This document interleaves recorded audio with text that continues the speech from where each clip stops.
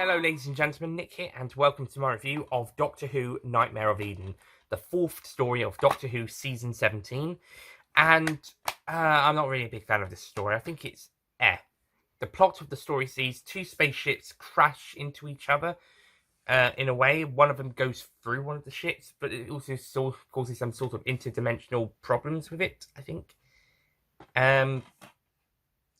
Two spaceships fuse in a hyperspace collision. So yeah, that happens, and the Doctor, Romana, and K9 arrive to help sort it out. However, it's not long before problems start arising on the spaceships. For starters, a crew member is infected with a drug called Vaccinium or something. In the Doctor Who universe, it's the worst drug in existence. Whole planets have even succumbed to it, according to the Doctor. And soon the Doctor is on Romana and K9 have to try and find out who's smuggling this drug and stop them. Meanwhile, these giant creatures called mandrills come and try and attack the people on the spaceships and kill people. So that's basically the plot of Nightmare of Eden, and it's not really that interesting. The first two episodes are actually okay. They've got some good stuff going for them, but there's not really that much that keeps me that interested in the point of the story. And then we get introduced to these two security guards who are just absolute pricks, especially the leader guy. He's just a prick. He's like, oh, criminals are criminals. Oh, he or she did this because they're criminals. Criminals! And criminals do that. If you see them, shoot them. Shoot them because they're criminals. Yeah, he's a big prick. And also, this could get us a promotion, however this all turns out, unless we die. But, yeah, this guy just ticks me off. The other guy doesn't really do that much, but the main one is pretty much a prick. There's also hints of who the villains actually are in Part 3 before they're finally revealed in Part 4, so spoiler alert. But there is some hints of it.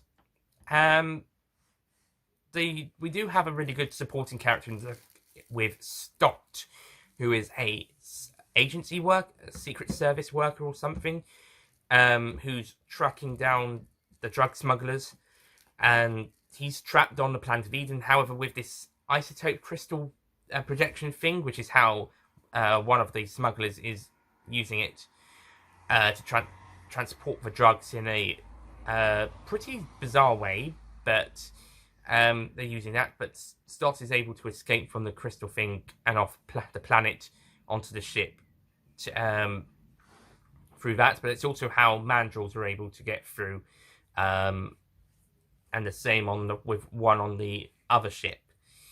And this whole and the actual collision seems to be planned in a way, because it's when it's revealed who's behind it, it seems to be planned. This was no accident. This was done deliberately. Although no one actually says that straight out. That's just me. But yeah, this one's just not quite as interesting. I find the drug smuggling idea good. Idea in the whole through how the means are done, and the inclusion of the alien mandrills. Also, they're not the best design, but they'll do. But when these security guards get introduced, it really just turns the story on its head and just fucks around, basically, for a bit. Could have done without them. Just fuck off. Just fuck off. It's actually that cliffhanger in Part 2 that my sad Nick clone on the Universals in 2017, when the clones took over the channel, claimed as one of his least favourite moments of the show, after watching the episode. He didn't like that conclusion. The Doctor and companions usually get into trouble for one reason or another, sometimes accused of crimes they haven't committed.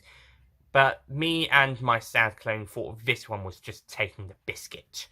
This was just the worst case scenario from our point of view. The reason being is that the Doctor has traces of the drug inside his pocket, as he took some samples from some samples he found, and he had them in his pocket before they were taken off him by Stott, before they became allies. And the security guards were checking them, and they just didn't listen. They don't listen until eventually when Stott reveals himself and explains everything. They're still a bit, well, certainly the leader guy is still a bit prickish in the end. I think it's Costa. I think that's the main guy. He's played by, well, certainly somewhat a character called Costa is played by the brother of Michael Cranes, who played Ben. But if it's the guy I'm thinking of, he's the prick character I'm talking about. I do like how the Doctor tells one of the drug smugglers when he's trying to say, "Oh, I only did it just to do this because didn't want to do it. I only did it to fund my career." And the Doctor doesn't really care. He just says, "Go away," to the guy. So that's actually pretty good. I mean, the smuggler is. I can see where why he did it. He's a little sympathetic. Not over the top, because he is a bit prickish. But I can see where he's coming from, why he did it. But I also like how the Doctor just tells him to go away. He's had enough. So he doesn't want to listen.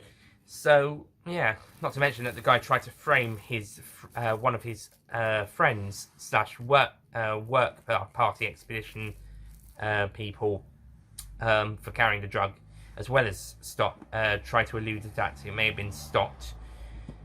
So just as well. On the whole, I didn't really find the story as fun or entertaining as other stories. I think it's okay in places, but it's a bit of a letdown. I think parts 1 and 2 are okay, but then end of part 2 to middle of part 4 aren't that great. Apart from conversations with Stott during part 3, and also how the Doctor discovers where the new source of the drugs is coming from, and his tangles with Mandrels are pretty interesting. And but on the whole, it's not really that great of a story. So I'm going to give Nightmare of Eden a 5 out of 10.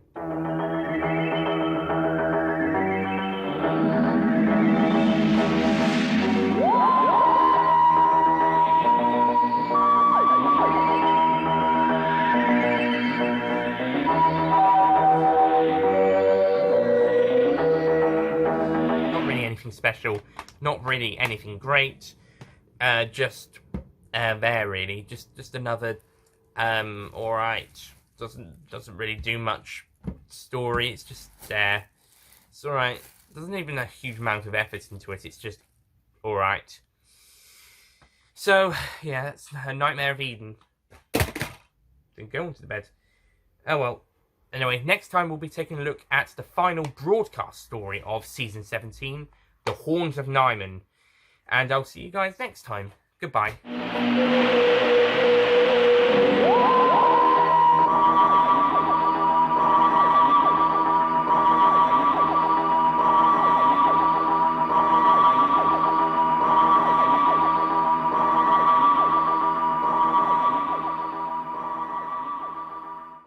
Don't forget to click below to subscribe to the official Nicholas Payne Retro YouTube channel.